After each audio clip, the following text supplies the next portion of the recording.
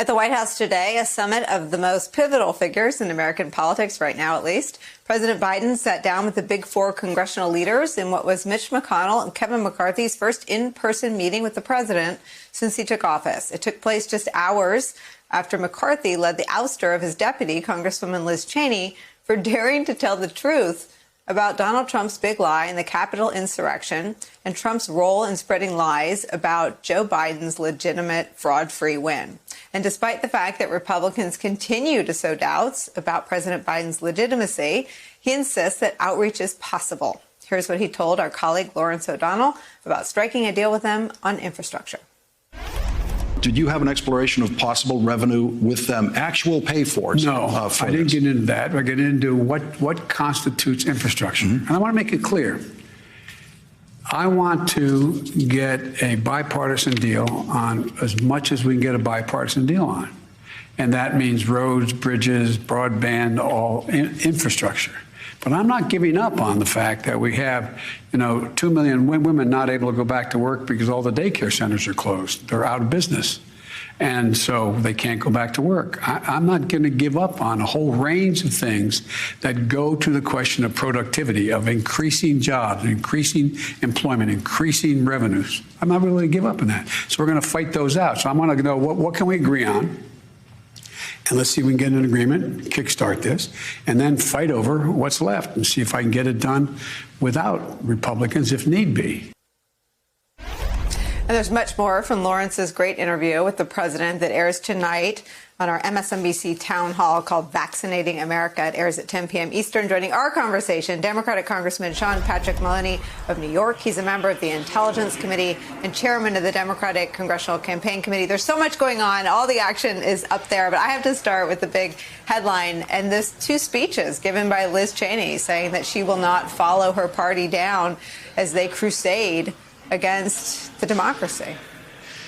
Well, it's a reminder that despite all our differences, and boy, have I got them with Liz Cheney, there are some things that we all have to agree on or it doesn't work. And she is saying that one of the things we have to agree on is that when you lose an election, you accept the results and you go back to work to win the next one. And if you don't all agree on that, this thing stops and nothing else can happen. And so I applaud her courage. And I think it's a sad day. And a measure of how lost the Republican Party is, that they can't even stand her presence. They can't abide 1 minute longer the fact that she won't lie about what happened in the election. And that's just sad. But it puts in motion this bizarre cycle of lies. Kevin McCarthy was at the White House today and he said this, quote, "I don't think anybody is questioning the legitimacy of Biden's win." Liz Cheney was purged because she refused to question the legitimacy of Biden's win. And I guess my question for you is, it's sort of like Mrs. Doubtfire, right? Constantly changing the outfit, Robin Williams. Like, how does Kevin McCarthy stay in character when he's in front of his caucus and then act like he's not trying to undermine the legitimacy of President Biden's election when he's down at the White House? Which version of him are you to expect? Right. Well, I'm going to go with Jekyll and Hyde because I kind of like Mrs. Doubtfire, and Robin Williams was a great comedian. But I take your point. Fair enough. I take your point. But here, don't miss the reason for the lie, Nicole. The reason for the lie is that they have in their own caucus, they have in their own voting base, they have now, because of what Trump has done, a group of people who cannot hear that truth from him. So he's not lying just to lie. He's lying to paper over this unholy marriage between these dangerous conspiracy theorists, between these QAnon adherents, between these white supremacists, between these people who attacked the Capitol, who today, people like Paul Gosar, were trying to minimize it and to say these were patriots and that it wasn't a riot. I mean, McCarthy has the impossible job of trying to pretend like he can go along with that and it'll all be okay. But it's an old story. He's riding a tiger and he's going to end up inside. The trick is to make sure the country doesn't, that there are responsible adults governing this country who are open to compromise and bipartisanship, and God bless the president for trying, but who are going to get things done like ending the pandemic, growing the economy, delivering for our families. That's what Democrats are doing. I watched that hearing that you're talking about. Let me show some of the questioning from from some of your colleagues and some of the gaslighting, as you just said, that went on in this hearing trying to get to the bottom of the events of 1/6? If it were not for the violent and incendiary rhetoric of Donald Trump, would we have had an insurrection on January 6th at the Capitol? I don't know. Well, you certainly seem to think that his rhetoric contributed to it at the time. Do you no longer think any of his rhetoric contributed to the riots and insurrection that happened at the Capitol? I was highlighting the assault elements that went into the Capitol. Everything changes by the day. I'm still learning things that I didn't know. Reclaiming my time, including your commitment and your truthfulness. Because on the one hand, you said that was what contributed to it, and then you had a chance to rethink it when maybe the wrath of Donald Trump came down upon you. That is disgusting and disloyal to the country. I yield back. I guess I watched this hearing, and my question for you, Congressman, is can you get to the bottom of 1/6 if only one party is interested in getting the truth, and if Trump's officials act like that? Well, look, it makes it harder. There's no doubt, and it's depressing that people see trying to get to the bottom of that violent attack as an attack on them and their political party. I mean, what does that say about who they're in bed with? That's my previous answer. But I do think that you can do a real investigation.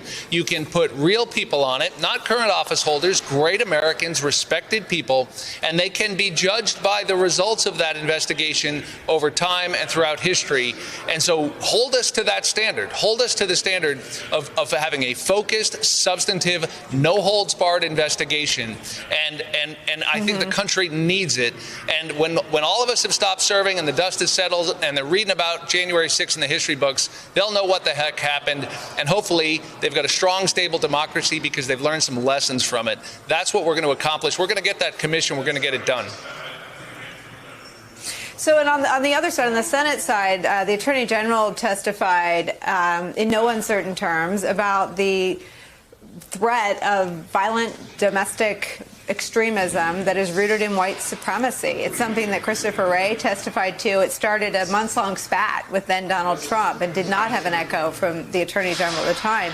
But I wonder if that, too, is a problem that is made more difficult when you've got the other party refusing to say out loud what the Attorney General and Christopher Wray have said under oath. Look, I don't want to mince words about this. The other side has found common cause with white supremacists. They literally started an Anglo-Saxon caucus that was dedicated to that Western culture. I mean, that's why they call it the White Supremacy Caucus. So that is now part of the Republican caucus, as dramatic and as depressing as that is. And so, of course, they can't go after white supremacists. But I was recently in Oklahoma City, and I'd encourage all Americans, if you weren't old enough or you haven't learned those lessons recently, Google Oklahoma City bombing. Remember what happened when a lone wolf with one accomplice took down an entire federal building, killed a bunch of kids in this misguided and deluded attack on the federal government. We know where this leads when we whip up our own citizens into this white supremacy and extreme violent nationalism. It's dangerous, and we must combat it. Right now, I sit on the Intelligence Committee. It is as great a threat to this country. The internal threat from violent extremist groups and white nationalists is as great a threat as the threat we face from violent extremist groups from abroad. That's an extraordinary thing, and we have to take it seriously. Do you think Republicans do?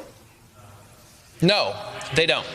But they need to, because it's going to bite us all, and that's when innocent people get hurt. That's what happened on January 6th. It was a game that the president was playing until it became real, and then it became a viable option to overturn the results of the election. And once you unleash those dark forces, there's no telling where it leads.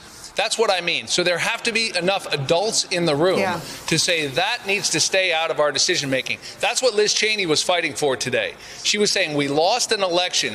There are worse things like losing your democracy. And so that's what's at stake. The other side is willing to say their own narrow, immediate goal is more important than the entire democratic project, which has brought us the greatest wealth and the greatest prosperity and freedom the world has ever seen. and it must stop. Those voices like Liz Cheney and the American business community has a role to play, particularly in these states passing racist voting laws. And we all have to lift our voices and raise our game because there's a lot at stake. And I'm proud that the Democratic Party is delivering on jobs and the economy and the pandemic. But at the end of the day, we also have to deliver on protecting our democracy. Hey, thanks for watching our YouTube channel. You should know that you can follow today's top stories and breaking news and catch up on your favorite MSNBC shows all in one place. Download the NBC News app today.